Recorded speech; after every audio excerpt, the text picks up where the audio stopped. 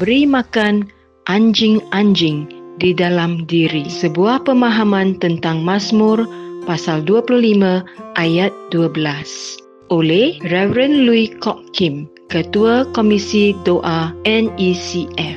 Mazmur 25 ayat 12 mengajukan pertanyaan yang membuka minda. Siapakah orang yang takut akan Tuhan? Kepadanya Tuhan menunjukkan jalan yang harus dipilihnya. Ayat ini mendorong kita untuk merenungkan pilihan-pilihan kita sehari-hari dan pengaruh-pengaruh yang kita izinkan masuk ke dalam hidup kita. Dalam konteks ini, metafora dua anjing, satu hitam yang melambangkan kehidupan duniawi kita dan satu putih yang melambangkan roh dan hubungan kita dengan Tuhan, memberikan ilustrasi yang kuat tentang pertempuran rohani ini. Pertanyaan akhirnya menjadi, anjing mana yang kita beri makan setiap hari? Anjing hitam melambangkan sifat duniawi kita yang tumbuh subur dengan maklumat, godaan dan keselesaan yang selari dengan nilai-nilai sekular. Anjing ini diberi makan oleh pelbagai gangguan kehidupan moden, media sosial, internet, hiburan, dan pengejaran kekayaan materi. Ketika kita mengutamakan pengaruh-pengaruh ini, kita merangsangkan rasa lapar yang dapat mengarah kepada perilaku dan fikiran yang menjauhkan kita daripada Tuhan. Kita mungkin mendapati diri kita lebih dikuasai oleh keinginan untuk menjadi popular, kaya atau senang daripada oleh pencarian yang sungguh-sungguh akan kebenaran dan keadilan.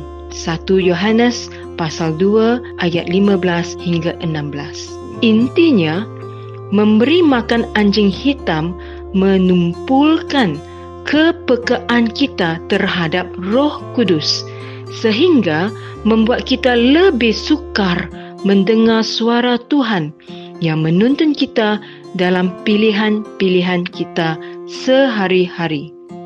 Di sudut lain, anjing putih melambangkan makanan yang kita peroleh dari firman Tuhan dan perintahnya.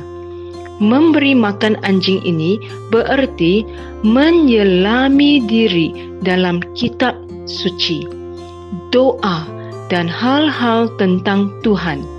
Ketika kita mengutamakan pertumbuhan dan pemahaman rohani, kita memupuk hubungan dengan Ilahi yang membentuk karakter dan pilihan-pilihan kita. Terlibat dalam pembacaan Alkitab setiap hari memungkinkan kita memperoleh hikmat dan pengertian, membantu kita mengharungi kerumitan kehidupan dengan kompas moral yang jelas. Dengan melakukannya, kita memupuk sifat-sifat seperti kasih, sukacita, kesabaran, dan kedamaian yang selari dengan roh Tuhan. Saat kita bergumul dengan keputusan-keputusan sehari-hari, perintah-perintah dari kitab suci dapat menjadi terang penuntun kita.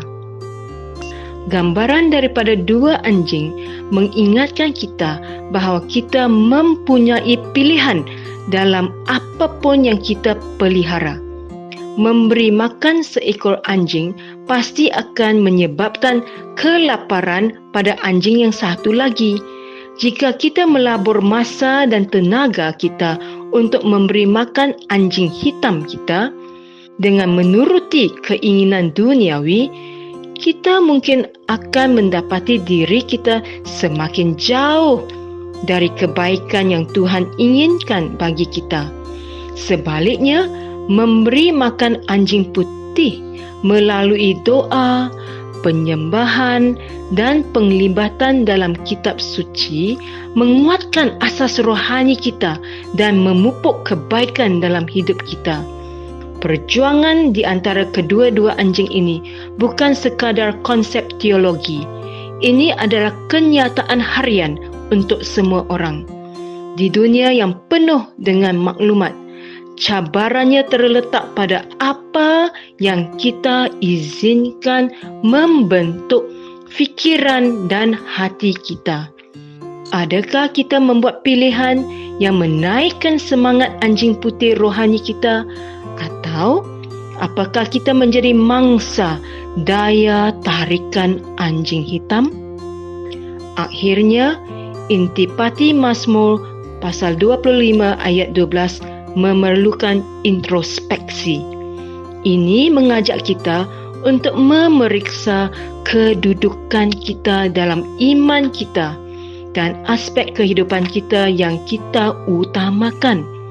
Dengan secara sedar memilih untuk memberi makan anjing putih, kewujudan kehidupan rohani dan hubungan kita dengan Tuhan. Kita mengizinkan bimbingannya mempengaruhi keputusan kita dan menuntun kita di jalan yang benar. Dengan melakukannya, kita memelihara jiwa kita dan menjadi lebih mencerminkan kasih dan kebenarannya di dunia yang sering membawa kita ke arah yang berbeza. Semasa puasa dan doa selama 40 hari, kita dicabar untuk menilai mana yang lebih banyak kita beri makan, anjing hitam atau anjing putih. Pemeriksaan ini mendorong kita untuk membuat inventori kehidupan kita. Apakah kita mengutamakan pertumbuhan rohani kita? Atau apakah kita membiarkan gangguan dunia menjadi keutamaan? Setiap hari menawarkan kita pilihan. Kita dapat mengisi masa kita dengan kegiatan sekular atau menyelami doa, penyembahan dan mempelajari kitab suci.